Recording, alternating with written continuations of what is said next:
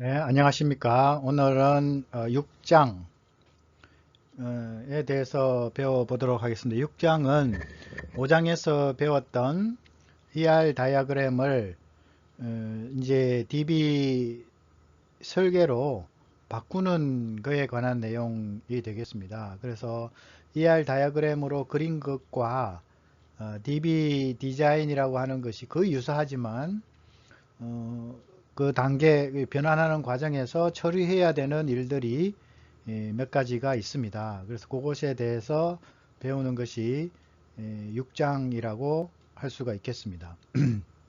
그래서 5장하고 이어져 있는 것이라고 볼 수가 있고요. 우선 데이터 모델을 데이터베이스 설계로 바꾸는 과정인데요. 일단 데이터 모델이라고 하는 것은 우리가 배웠는 ER 다이어그램이 되겠습니다. ER 다이어그램을 DB 디자인이라고 한다면 결국 테이블, 우리가 배웠던 릴레이션 또는 테이블이 되겠고요.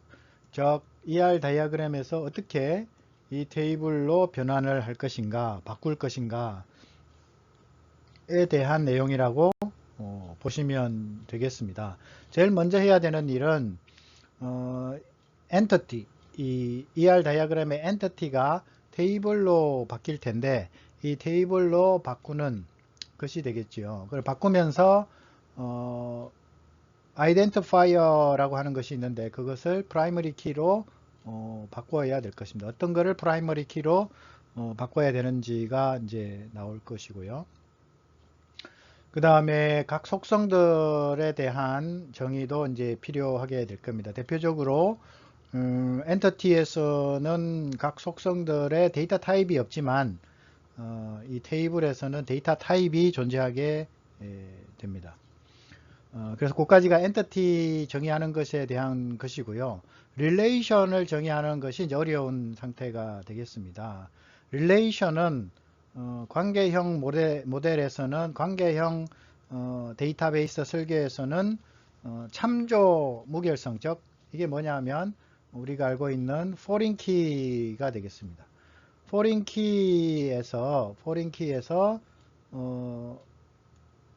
정의한 것이 바로 참조 무결성 제약 조건이 되는데 이것이 결국 릴레이션을 정의하는 단계가 되겠습니다. 그 릴레이션에 대한 정의는 또 크게 두 가지로 나누어지는데요.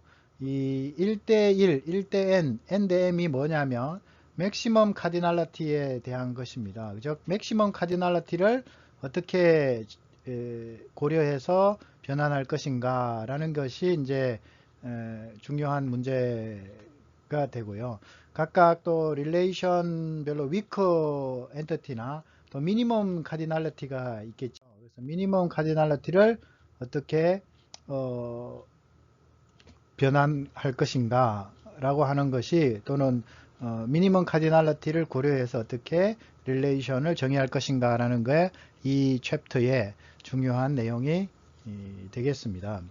그래서 그걸 하나하나 이제 살펴볼 것이고요. 첫 번째로 보는 것이 전체 변환하는 과정을 나타내고 있습니다. 크게 보시면 세 개의 단계를 거쳐서 하게 되어져 있고요. 첫 번째, 두 번째, 세 번째가 되겠습니다. 첫 번째는 엔터티에 관한 것이고요. 그래서 이 엔터티를 이제 테이블로 바꾸는 것이 되겠습니다. 그래서 어떻게 테이블로 바꿀 것인가 라는 거를 거치게 되고 첫 번째로 프라이머리 키, 기본 키 정의해야 되고 캔디데이트 키, 후보 키 정의해야 되고요.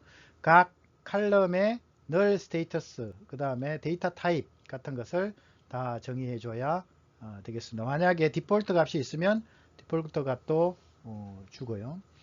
그 다음에 그렇게 정의한 테이블이 앞에서 우리 2장, 3장에서 배웠던 정규화를 만족하는지에 대해서도 점검이 되어야 될 것입니다. 이것이 엔티티에 대한 것이고요.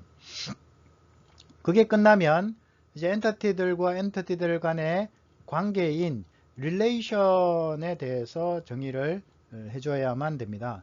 이 릴레이션은 크게 두 가지로 나누는데요. 맥시멈 카디널리티에 대한 고려와 그 다음에 미니멈 카디널리티에 대한 고려 두 가지로 나누게 됩니다. 그래서 맥시멈 카디널리티는 이제 우리가 1대1, 1대 n, n대 m으로 세 가지 종류가 있지 않습니까?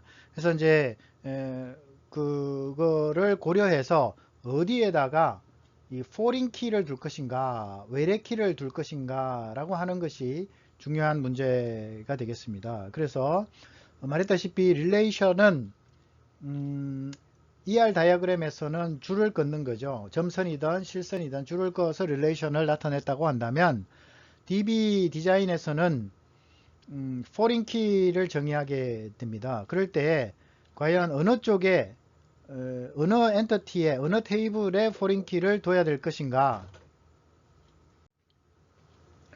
네,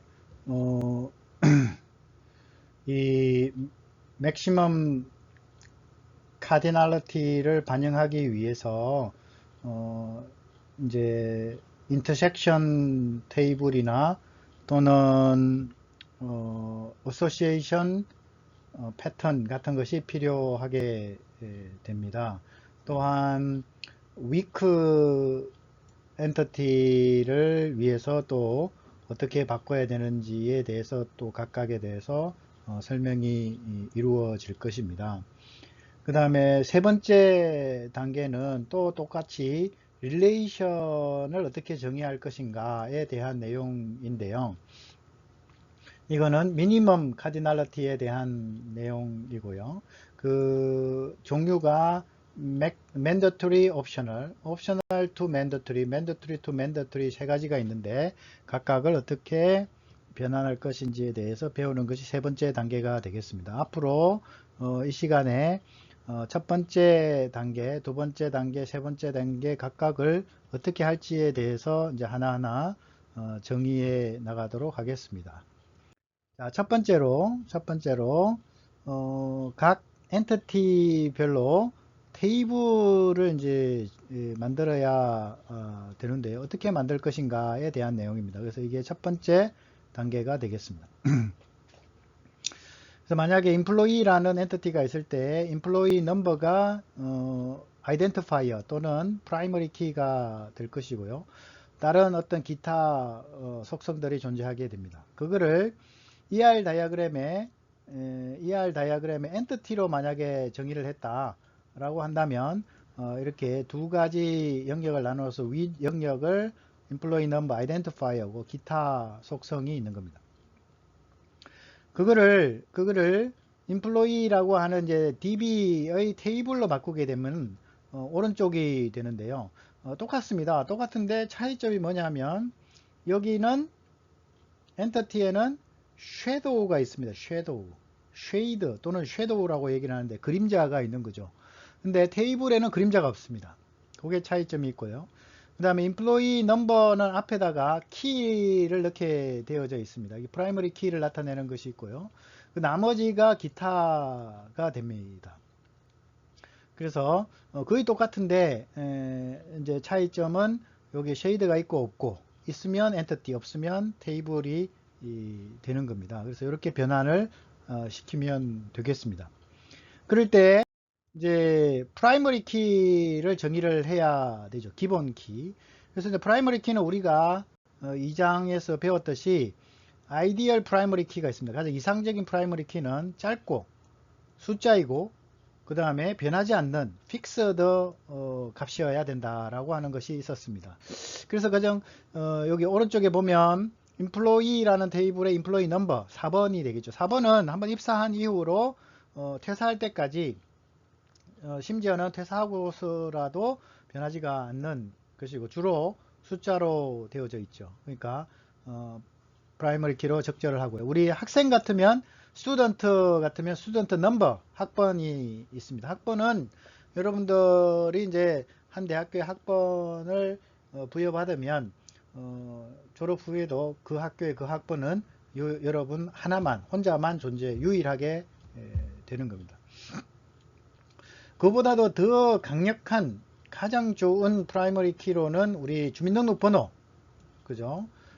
주민등록번호가 어떻게 보면 사람이 한국 사람으로 태어나면 부여가 되고요.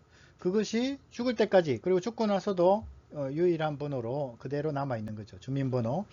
이것이 가장 좋은 프라이머리 키라고 할 수가 있겠습니다. 근데 이제 요사이는 이제 이 프라이버시 문제 때문에, 시큐리티 문제 때문에 주민번호를 프라이머리 키로 주로 사용을 하지 않죠. 대신에 떠오르는 것이 이제 대부분의 사람들이 이제 핸드폰을 가지고 있으니까 핸드폰 번호가 이거를 대체하고 있는 그런 상황이기도 합니다. 또는 이메일도 그렇죠. 이메일도 훌륭한 프라이머리 키라고 할 수가 있겠습니다.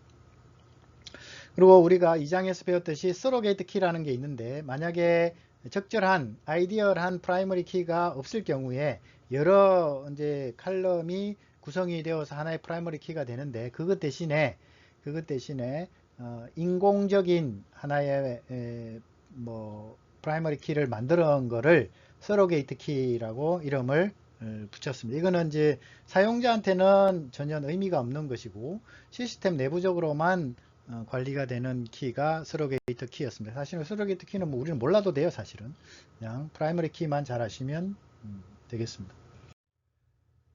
그 다음에는 이제 캔디데이트 키, 후보 키를 이제 지정을 해야 되는데요. 후보 키는 똑같이 자기 이외의 다른 모든 칼럼을 결정하는 결정자가 후보 키였지 않습니까?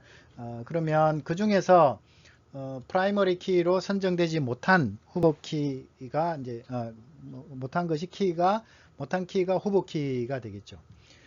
그래서 그거를 표현하는 방법은 AK 라고 표현을 하고, AK는 얼터네터 키의 약자가 되겠습니다.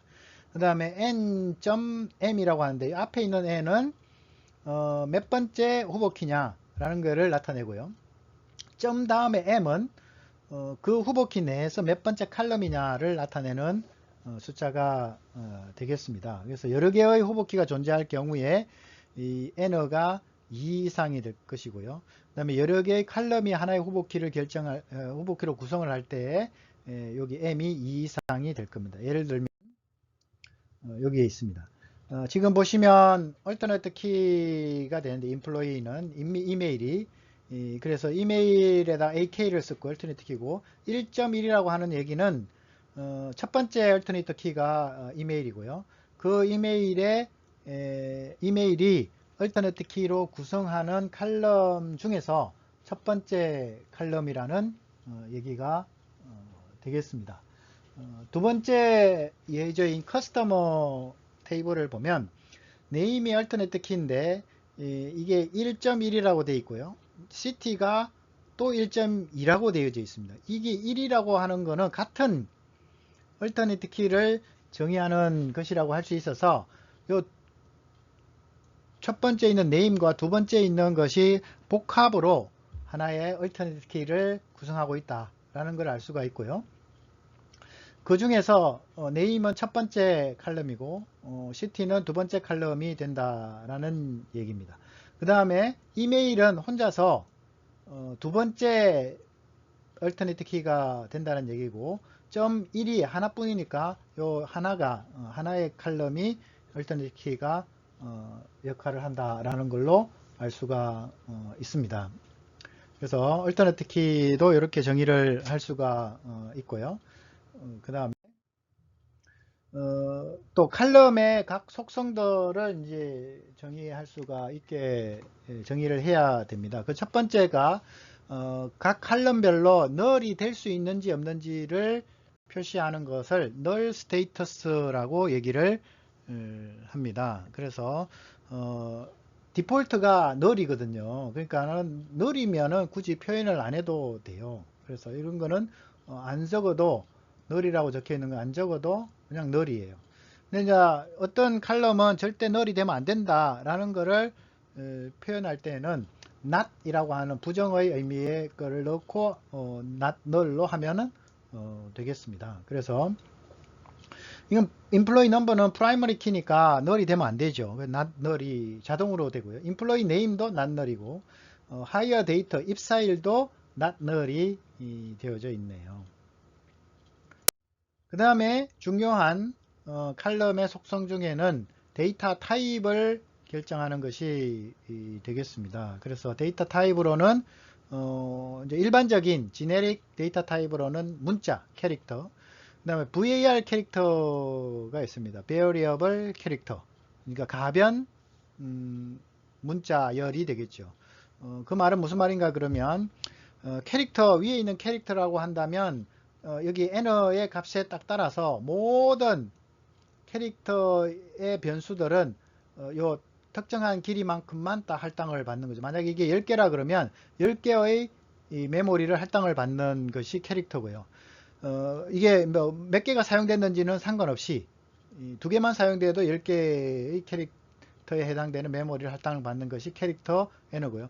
var 캐릭터 같으면 이게 이제 사용된 거 2개가 만약에 사용됐다 그러면 2개만 메모리 할당을 받는 것이 됩니다. 그죠?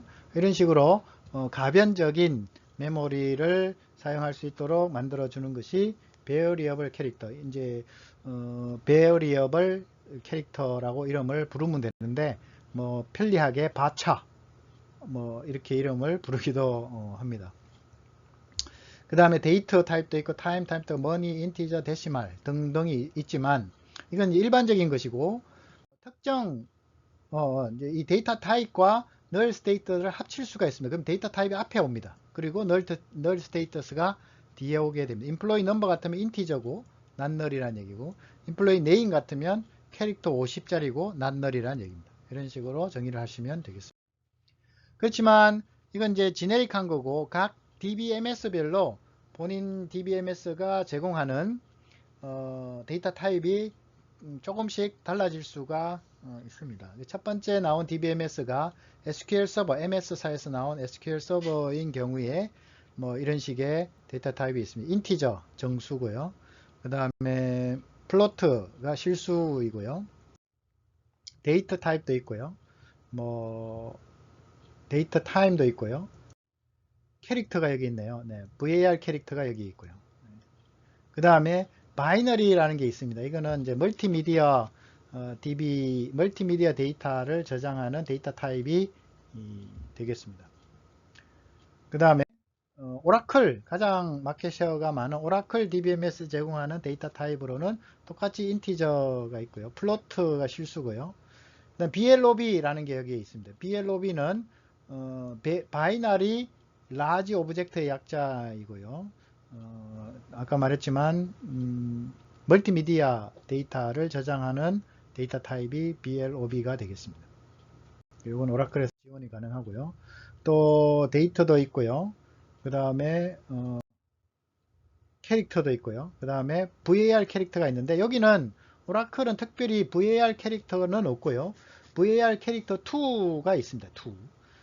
이거는 뭐 아마 이 오라클 DBMS를 개발할 당시에 어떤 중간적인 과정에서 var 캐릭터를 누가 썼는가 봐요. 그러고 나서 이제 본격적인 var 캐릭터를 만들고자 할 때에 가용한 것으로 var 캐릭터 2가 있어서 그걸 쓴 것이 여태껏 오지 않았나 라고 제가 추측을 해봅니다. 여기에도 var 캐릭터 2가 있고요. 우리가 사용했던 MySQL 5.6은 여기에 있습니다. 여기도 가장 많은 데이터 타입을 제공하는 것이 아마 MySQL일 거고요. 인티저가 여기 있고요. 플로트가 여기 있고요. 그 다음에 데이터가 있고요. 캐릭터와 var 캐릭터와 BLOB 바이너리 라지 오브젝트도 여기에 있습니다. 이런 게 이제 각 DBMS에서 제공하는 데이터 타입이 있구나. 만약에 여러분들이 이제 오라클을 사용하게 된다면 오라클에 관련된 정확한 데이터 타입 종류를 익히셔야 될 것이고요. 우리가 예제로 실습으로 사용했던 MySQL은 이러한 데이터 타입이 있구나 라는 걸 아시면 되겠습니다. 그 다음에 또 테이블을 정의하는 과정에서 디폴트 값을 지정할 수가 있게 됩니다. 그래서 디폴트 값이라고 하는 것은 사용자가 값을 지정하지 않았을 때 DBMS가 알아서 기본값을 집어넣는 것을 얘기를 하게 됩니다. 예를 들면 아이템 프리픽스라고 하는 이 값은 사용자가 지정하지 않으면 이제 조건이 여기 있네요. 이 조건에 만족되는 값을 디폴트 값으로 집어넣게 됩니다. 만약에 카테고리가 페리셔버리면 P가 들어가고요. 임포티드면 I가 들어가고 이렇게 된다는 얘기입니다. 그 다음에 여기도 마찬가지로 디폴트 값이 있네요. 이 approving 디파트먼트가 I면 shipping과 purchase 두 가지에서 하고요. 그 다음에 아닌 경우에는 purchasing만 한다. 뭐 이런 식의 조건을 집어넣어서 디폴트 값을 저장할 수 있도록 해주게 됩니다. 그 다음에 데이터 constraint를 지정할 수가 있게 되고요. 데이터가 가질 수 있는 영역, 어디서부터 어디서까지 가능하다라는 것을 이제 지정할 수가 있는데, 우리는 체크라는 키워드를 이용해서 이러한 레인지 컨스트레인트를 지정할 수 있었습니다. 그래서 그걸 기억을 하시고, 여기 중에서는 요것만 레인지 컨스트레인트만 기억하시면 되겠습니다. 그 다음에 마지막으로 노멀라이제이션을 잘 했는지에 대해서 한번 체크는 해봐야 된다. 우리가 3, 4장에서 노멀라이저를 하지 않았을 때의 아노말리가 발생되는 것을 우리가 보았기 때문에 그것을 방지하려면 BCNF로 해야 된다 라는 걸 알 수가 있습니다. 자, 여기까지가 엔터티를 테이블로 바꾸는 과정, 첫 번째 과정이고요. 이제 두 번째 과정은 이제 릴레이션을 만들어가는 과정이 되겠습니다. 릴레이션을 정의하는 과정이 되겠습니다. 그래서 릴레이션이라고 하는 거를 정의할 때는 릴레이션은 반드시 포린 키를 이용한다라고 되어져 있습니다. 그 중에 포린 키를 그러면 어디 쪽에 둘 것인가 라는 것이 이제 중요한 이슈가 될 텐데, 1대1인 경우에는 포린 키를 양쪽 어디에나 둬도 된다라는 겁니다. 그래서 1대1 관계에 있는 두 엔터티의 어느 쪽에다가 포린 키를 두더라도 문제가 안 된다라는 것이고요. 미니멈 카디널리티가 이제 중요하게 되겠죠. 미니멈 카디널리티는 세 번째 단계에서 이제 공부를 하게 되는데요. 미리 여기서 조금 이제 얘기는 하고 있지만 구체적인 거는 아마 세 번째 단계에서 하게 될 겁니다. 두 번째 단계가 상당히 길어요. 예를 들면 1대1 경우에 클럽 멤버와 라크 예제를 우리가 앞에서 했는데요. 라크에다가 멤버 넘버에 해당되는 칼럼 하나 집어넣고 그것을 포린키로 만들면 이 두 테이블의 관계가 맺어지게 되는 것이죠. 이 경우도 가능하고요. 그 반대로 클럽 멤버에다가 라크 넘버를 집어넣을 수도 있다는 겁니다. 그렇게 해서 이걸 포린키로 넣게 되면 그것이 이 두 엔터티, 두 테이블 간의 관계를 맺어주는 방법이 되는 겁니다. 1대1은 그래서 쉬워요. 아무 때나 해도 되니까. 이제 조금 중요한 게, 가장 중요한 게 뭐냐면 1대 N어가 되겠습니다. 1대 N어는 그 나름대로 상당히 중요하다고 해서 본인 나름의 이름이 있다고 그랬지 않았습니까? 이게 이름이 뭐였는지 기억하십니까? 이름은 has a relation 이었습니다. 그래서 has a relation은 1대 N어인데 1쪽이 뭐냐면 부모, 페어런트가 되고요. N어 쪽에 테이블이 child가 되었습니다. 이 경우에는 확실한 룰이 존재하는 겁니다. 어떤 룰이 존재하냐면 이 포린키를 어디다 둬요? FK를 페어런트에다 두면 됩니까? 안 됩니다. 반드시 child 테이블에다가 포린키를 둬야 됩니다. 즉 페어런트의 프라이머리 키를 child의 포린키로 두는 거죠. 우리가 예를 들어 아기가 하나 있는데 아기의 처음에 이제 신생아실에 놓게 되면요. 그 신생아실에다가 뭐라고 적죠? 엄마 이름을 적게 돼요. 엄마 이름을. 그죠? 신생아 이 발목에다 차는 게 엄마 이름을 적게 되어져 있어요.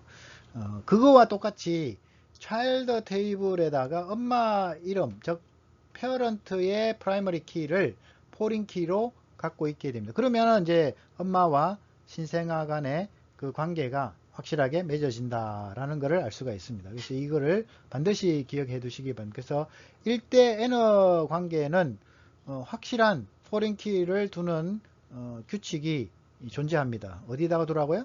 child에다가 primary key, parent primary key를 포린키로 두면 된다라는 것이 규칙이 됩니다. 예를 들면 컴퍼니가 있고 디파트먼트가 있는데 관계가 맥시멈 카디널리티 관계 1대 N가 되죠. 이 경우에 이게 이제 지금 현재 ER 다이어그램이지 않습니까? 쉐이드가 되어 있으니까 그거를 만약에 테이블로 바꾸게 되면 어디에다 포린키를 주게 됩니까? 이 차일드 쪽에, 즉 디파트먼트 쪽에 뭐를 둬요? 컴퍼니 네임, 이 컴퍼니의 프라이머리 키인 컴퍼니 네임을 추가하고 그것을 뭘로 만들어?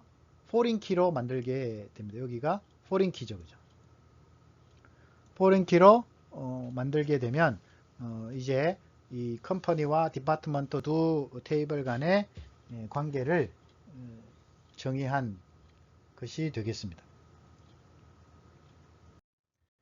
문제는 N 대 M이에요. 이제 이건 너무 이제 복잡하다라는 겁니다. 그 경우에 N 대 M의 이제 경우에 복잡한데요. 이 경우에는 이제 어떻게 할 것인가라는 게 이제 문제. 그럼 과연 어디에다 포린키를 둘 것인가라는 문제가 있고요. 아까 1대 N의 그 규칙을 적용할 수가 없게 되지 않습니까? 그럴 경우에는 이제 새로운 방법을 도입하게 됩니다. 다음 페이지를 보시면 인터섹션 테이블이라는 것을 도입하게 됩니다. 인터섹션 테이블은 지금 현재 N 대 M 관계인 거를 두 개의 1대 M 관계로 만들어주기 위한 인공적인 테이블이 되겠습니다.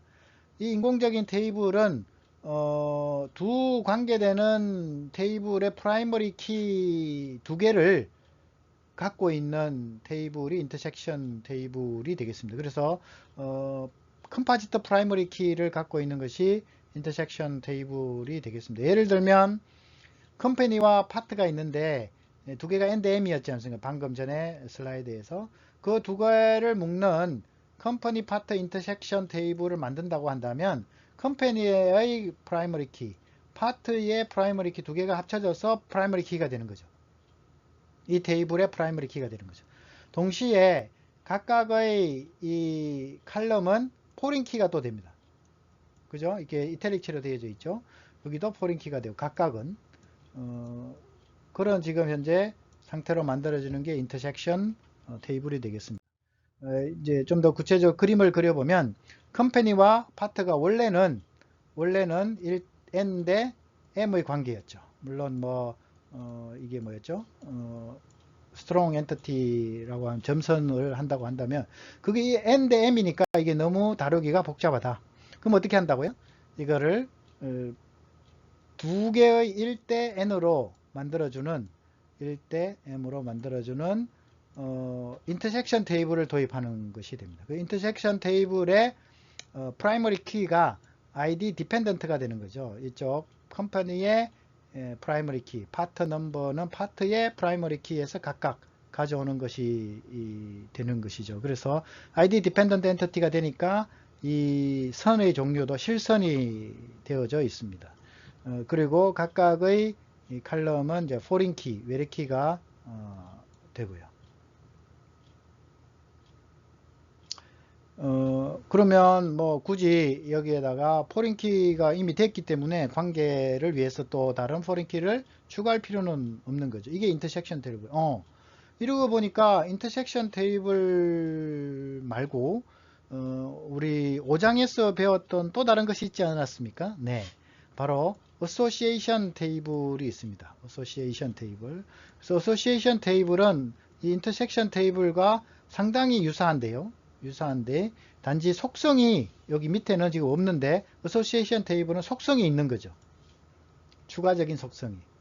한번 예를 보시면 그래서 ID 디펜던트 엔티티에 대해서 조금 더 정리를 하면 N 대 M 릴레이션을 1대 N, 두 개의 1대 N 릴레이션으로 바꾸기 위해서 인터섹션 테이블을 도입하게 됐고요.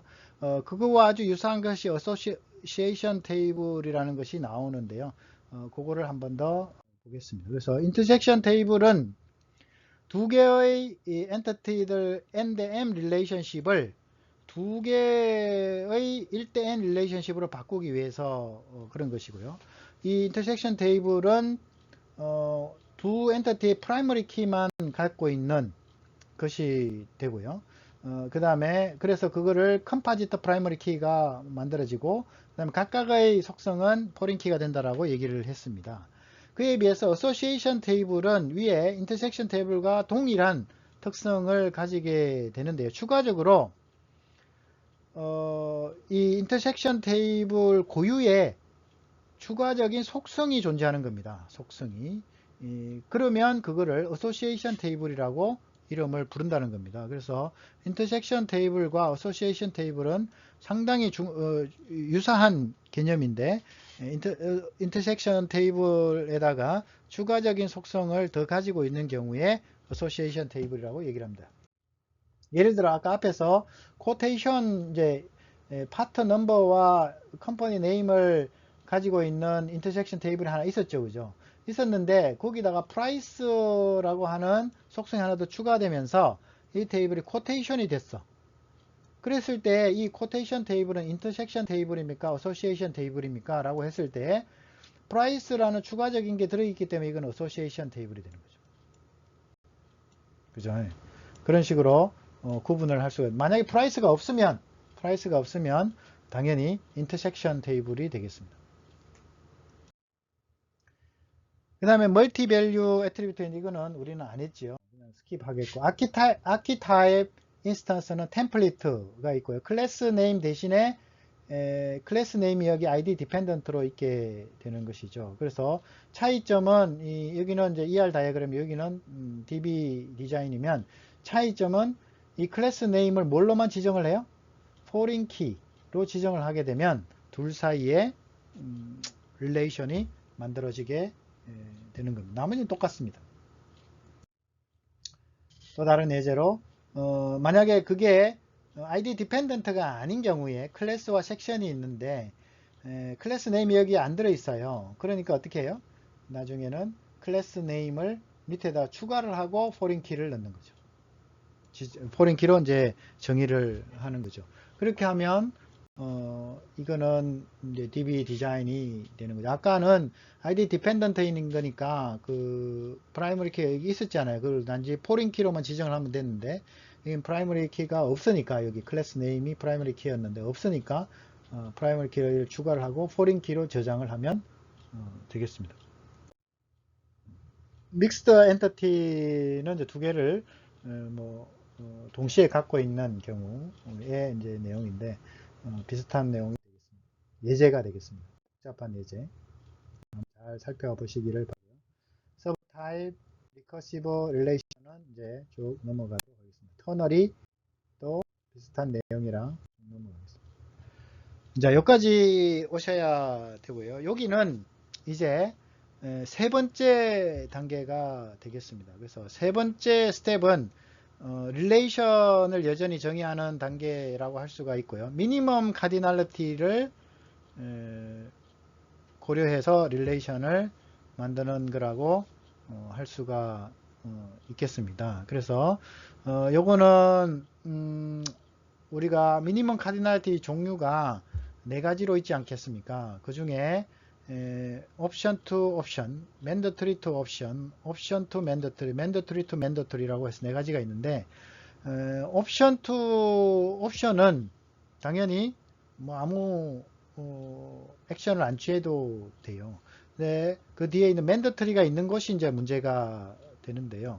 그래서 이제 반드시 뭐 대응되는 값이 있어야 된다라는 것이 미니멈 카디널리티의 맨더터리가 되는데 그거를 강제하려면 인포스를 하려면 뭔가의 이제 액션이 있어야 돼요. 그 액션이 어떤 엔터티를 단지 정의하는 수준에서의 액션이면 간단한데 그러지를 않고 무슨 프로그래밍을 해넣어야 되는 것이라고 한다면 조금 복잡해지겠죠. 그거를 이제 사용해야만 미니멈 카디널리티는 이제 강제가 되는 겁니다.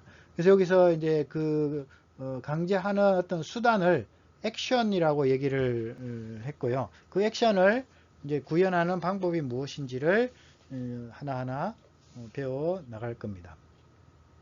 그래서 그 종류별 mandatory 네, 먼저 새로운 용어를 좀 정의를 해야 되는데요. 그 중에 캐스케이딩 업데이트와 캐스케이딩 딜리트가 있습니다. 그래서 캐스케이딩이라고 하면 이 물이 폭포에서 떨어지듯이 위에서 떨어지면 밑으로 이렇게 그대로 연결이 되는 것을 캐스케이딩이라는 뜻을 가지고 있습니다. 그러면 나이아가라 폭포 같으면 물이 위에서 확 떨어지면 밑으로 이렇게 흘러가지 않습니까? 그거와 마찬가지로 캐스케이딩 업데이트라고 하면 페어런트, 즉 위에 있는 페어런트의 프라이머리 키를 수정을 하게 되면, 업데이트를 하게 되면 그 결과가 차일드런에 있는 포린 키, 연결된 거죠.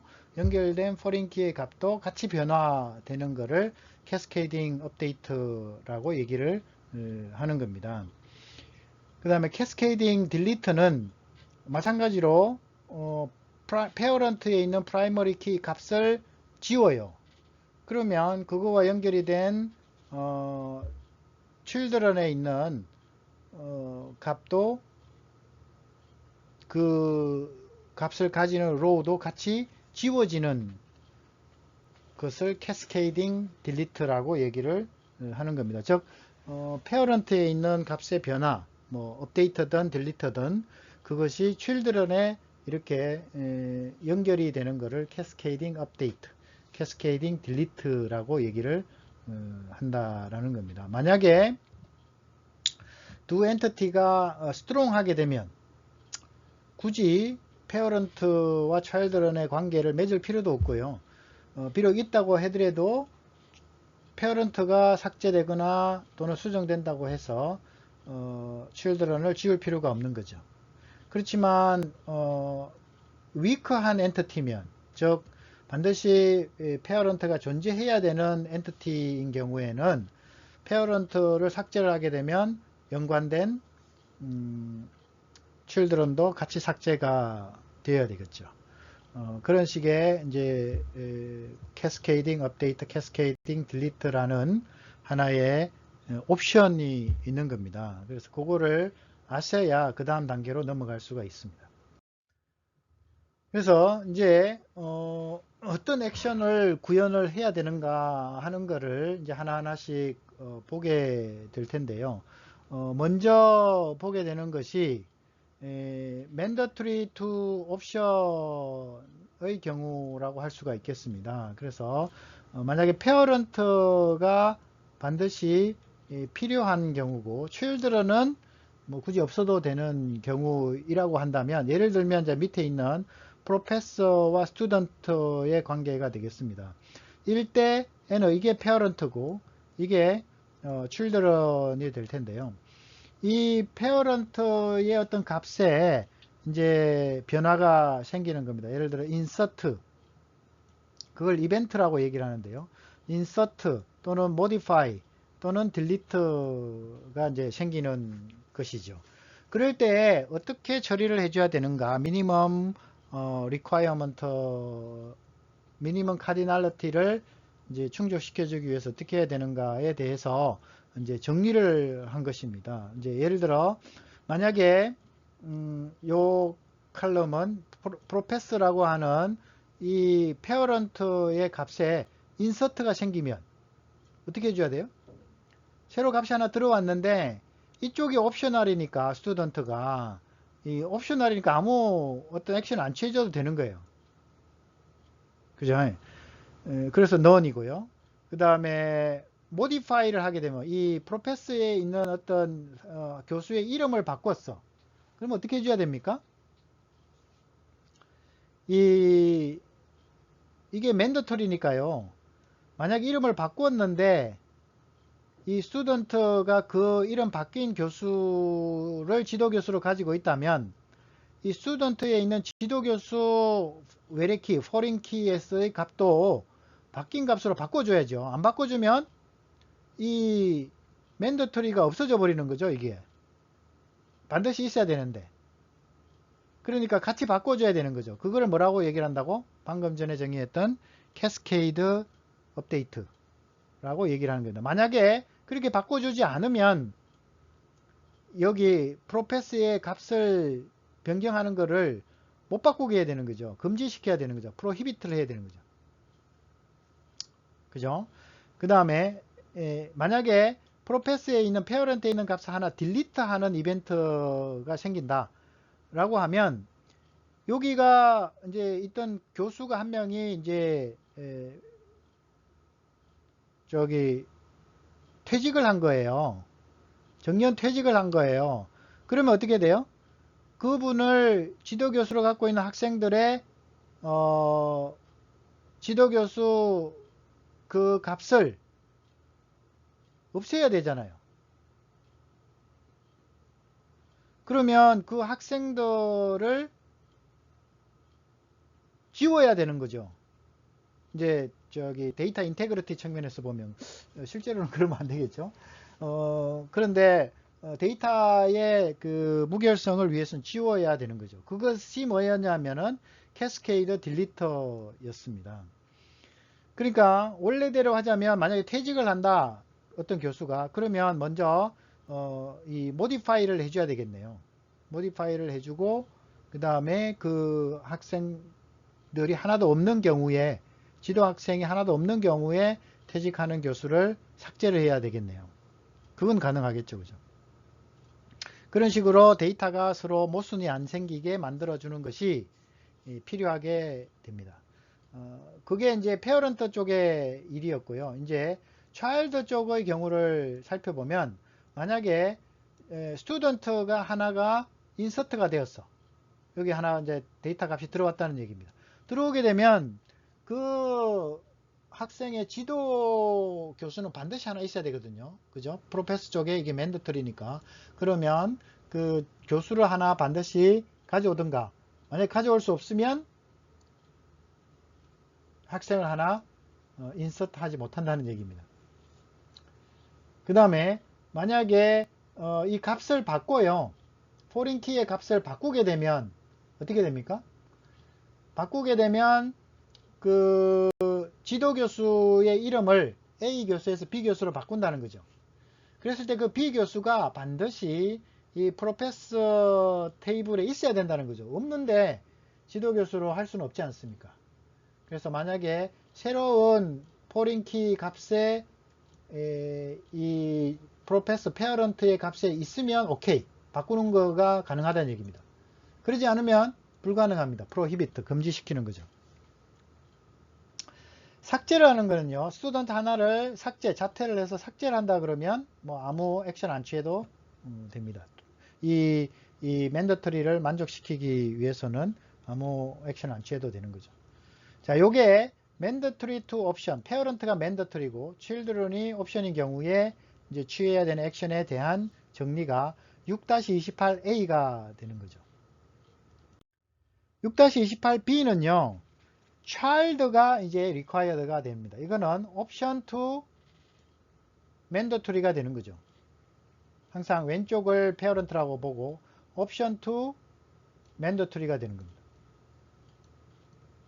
이 경우에는 어떤 액션들이 이제 취해져야 되는가라고 이제 하는 겁니다. 그림을 그리면 여기가 옵션이고 여기가 맨더터리가 되는 거죠. 그 경우에서 만약에 프로페서 하나가 인서트가 되면요.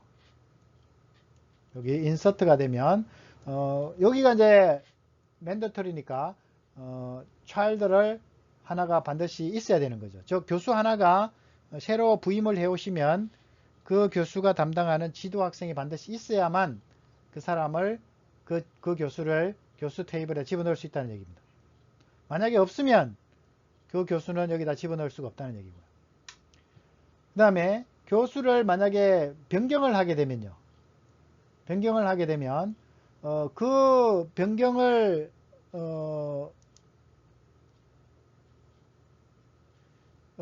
하는 그 값이 이 스튜던트에 반드시 하나는 존재해야 되는 거죠. 그죠?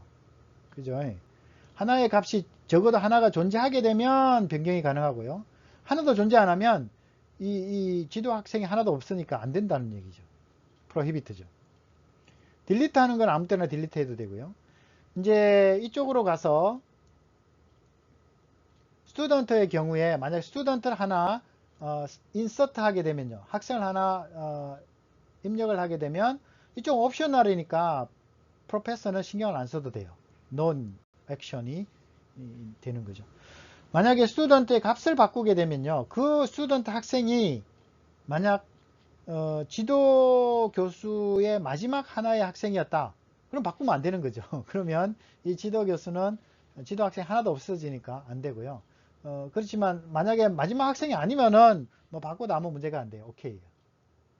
그죠? 근데 만약에 마지막 학생이면 프로히비트를 해야 되는 것이죠. 지우는 것도 마찬가지죠. 지울 때 마지막 학생이 아니고 다른 학생이 더 있다 그러면 지워도 아무 문제가 안 되고요. 만약에 마지막 학생이면 못 지우게 프로히비트를 해야 되는 것이죠. 그래서 각각의 경우별로 취해야 되는 액션들이 정리가 되어 있는 것이 6-28B가 되는 겁니다. B의 경우에는 옵셔널 투 맨더터리고 맨더터리가 child의 경우에 취해야 되는 액션이 되겠습니다. 뭐 잘 이해가 되셔야 되고요. 여러 번 봐서 이거를 이해하셔야 됩니다. 중요합니다. 그런데 이 액션, 특히 두 번째에 있는 B 테이블을 구현하기 위해서는 이 트리거라고 하는 프로그래밍을 좀 해줘야 돼요. 그 트리거가 뭐냐라고 하면 스토어드 프로그램인데요. 즉 DBMS에 저장되어 있는 프로그램인데 DBMS가 어떤 이벤트가 발생하면 이 트리거를 실행을 시켜주는 그가 됩니다. 그래서 방금 얘기했던 우리 미니멈 카디널리티를 강제하기 위해서 필요한 액션들은 뭐로 구현을 하면 좋으냐 하면 이 트리거를 이용하면 좋다 라는 겁니다. 그래서 그게 7장에 어느 정도 있고요. 10장에 또 커버가 되고 있습니다. 우리는 프로그래밍 하는 것까지는 안 해도 안 할 거고요. 그냥 트리거가 이러이러한 목적으로 필요하구나 라는 정도를 아시면 되겠습니다. 그래서 네 가지 경우에 각 미니멈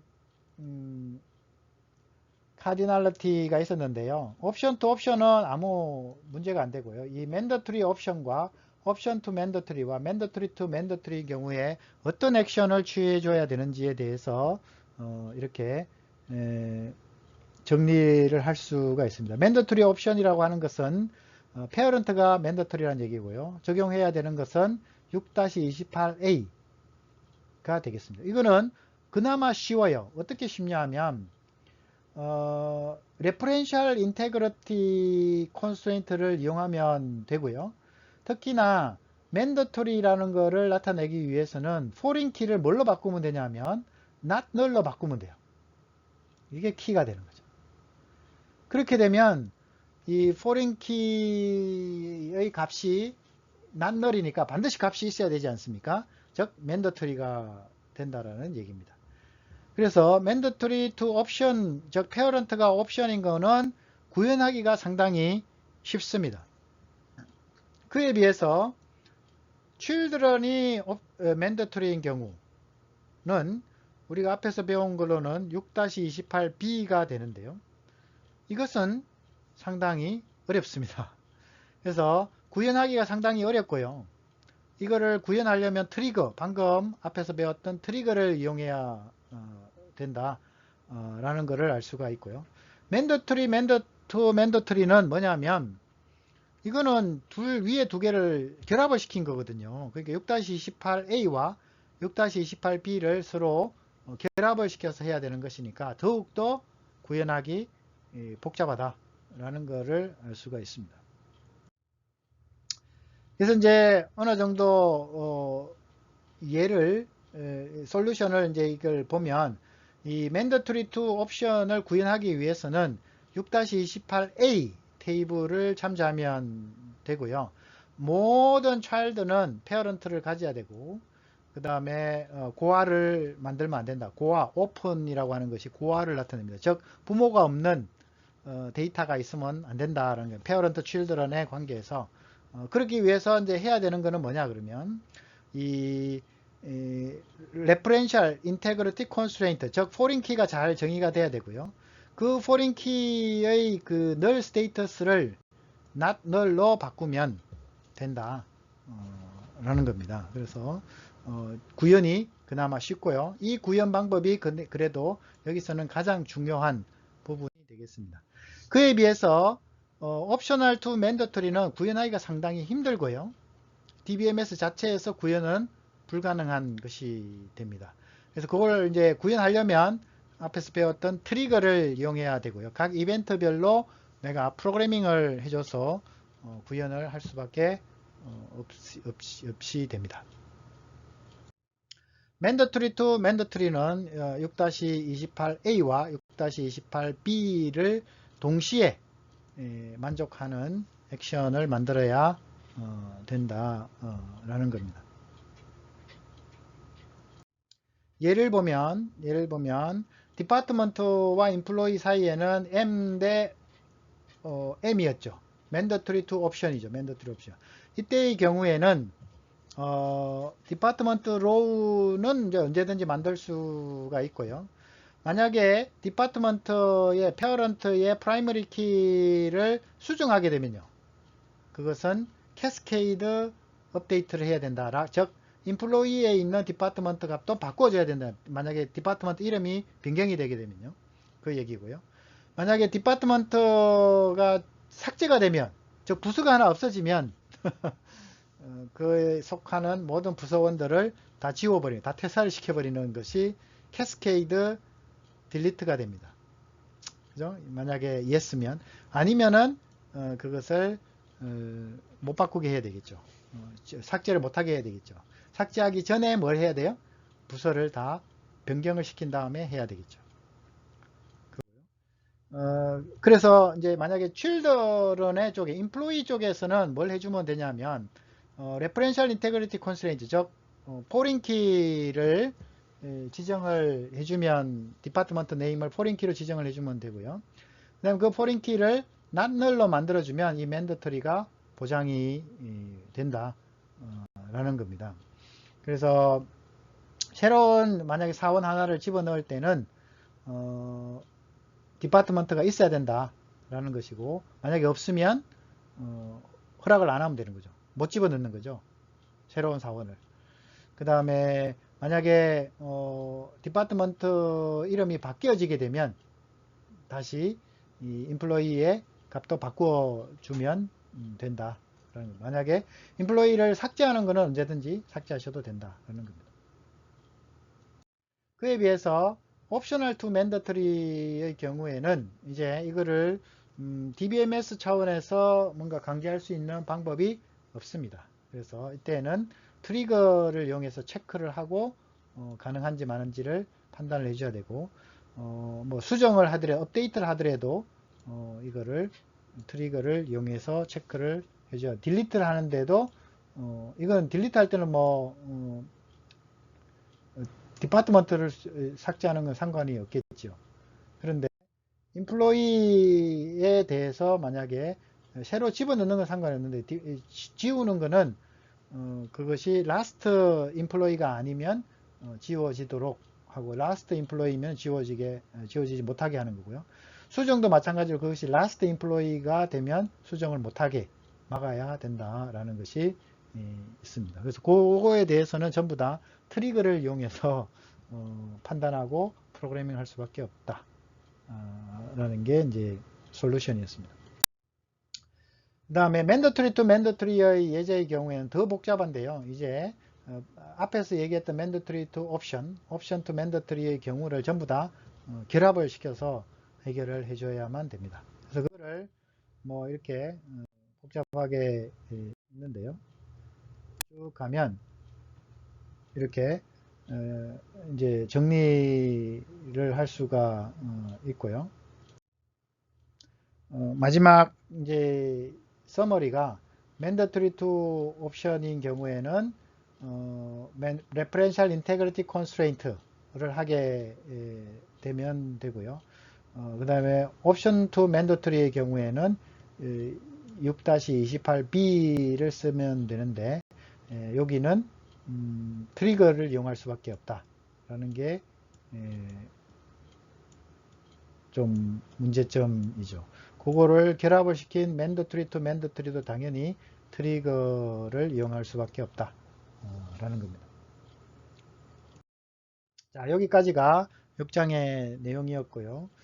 그 뒷부분부터 뷰 리치 갤러리의 경우에 이건 예제를 가지고 설명하는 것이라 한번 여러분들이 직접 따라해 보시기를 바랍니다. 지금 6장의 내용을 보면 6-28A와 6-28B 즉 미니멈 카디널리티를 강제하는 방법에 대해서 잘 이해하시는 것이 가장 중요한 부분이라고 할 수가 있겠습니다. 예제를 통해서 하시고 하시다가 모르시면 질문을 또 하시기를 바랍니다. 자, 이상 마치겠습니다.